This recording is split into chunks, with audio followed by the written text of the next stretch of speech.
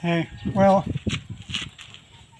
these days, so we're not very busy, I've taken to, bit by bit, I do a hard shell polish on the truck.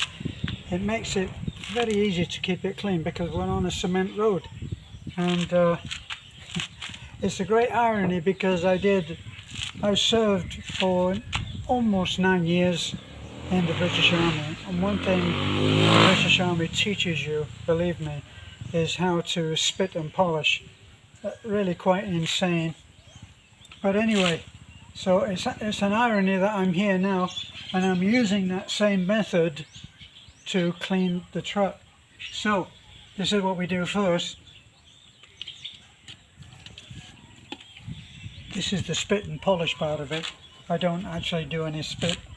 So what you actually do is, see, you can see if Beth would only come a little bit closer with the camera, you can see it forms like a paste.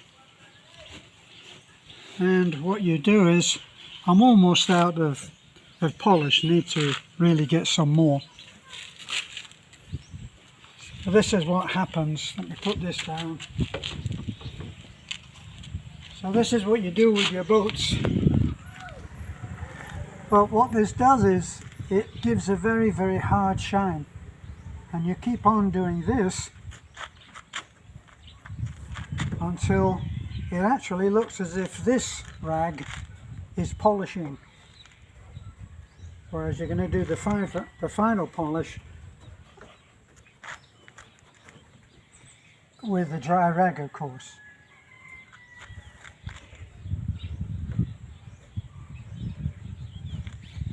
So a lot of people think that buying the Raptor was a great extravagance, which actually for us it was a great extravagance. And I remembered when we first went to the Ford dealership where they had the Raptor, and we thought, no, we couldn't possibly afford that, and it wouldn't be the right thing to do. But it only took another couple of breakdowns in the truck that we had to convince us otherwise. And then we made the fatal mistake of getting into the Raptor when we went back. We got in the Raptor, this Raptor actually, which was so beautifully prepared that I actually asked the salesman, I said, are Ford trucks really this highly detailed? Is the paintwork really this good? Of course, he's a salesman. He assured me, oh, absolutely, sir.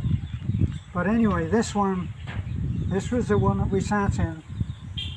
Now, only 3 weeks or a month before that, we had kind of tentatively inquired about the Raptor because we're there at the showroom and we're talking, a salesman is talking to us, and at that time the Raptor was so hard to find in the Philippines, or in Bohol anyway, that you had to put 50,000 pesos down just to get your name on the list. And of course we didn't do that at that time. But a month later things had eased up. But when we bought this, we still were the only, the third Raptor sold. I think my friend Edgar was the second, and we were, I think, the third. We've never regretted that. We certainly regretted losing the money that we paid for it, but we've actually never regretted it because it's been so reliable. The only thing that we were ever disappointed in was the upholstery, which in the two front seats actually wore very badly. So, but that's that there. So polishing. So this is what if you're American and you're a Marine, an ex-Marine, you'll recognize what I'm saying about spit and polish. So I use water on this. I don't have that much spit to do a whole truck. See, but what I do is, the whole truck is actually quite nicely polished now, so I can go over one panel at a time, and I just make sure that it's chamoised off so there's no dross. And I'm now very proud to be the owner of a clean Raptor. Before, I was talking to a policeman, an inspector, and he said, so now we know who is the owner of the dirty Raptor, because when we lived in the mountains, the Raptor was always dirty, because you could get it this clean and then drive home and it would be filthy by the time you got home. It would actually be covered in mud, and all of this under here would be covered in mud. Even now I need to take this over to the wash over there and just wash underneath and do the wheels more. But this, I use this actually as two things. Obviously you get the truck looking very nice, but I usually take my shirt off and get some sun. So I like to get some sun, get a little bit of colour, and I like the exercise. If you ever saw the Karate Kid, you'll recognise the term a wax on, a wax off. So that's it for me. Never regretted getting the truck. It was a very good investment for us.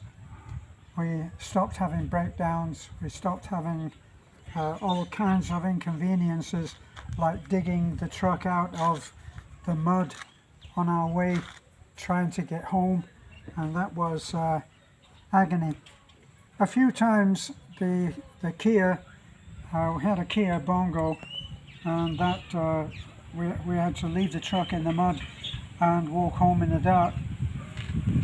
That's quite an experience if you've never known walking in the country where there is no light at all other than natural light. You'll know that just how dark it can be, and we'd all be walking along with a little pitty light from our phones. So that's my little reminisce about spit and polish of being in the British Army. It's as close as I want to get in remembering or re-experiencing it. So thanks for watching. Please, it really helps when you share our videos. It really helps when you like them. Don't be silent, like and comment, because it really helps us with YouTube. If YouTube sees that our videos are being liked, commented on and shared, it really does help us in being promoted even more. So, thanks a lot, and bye for now.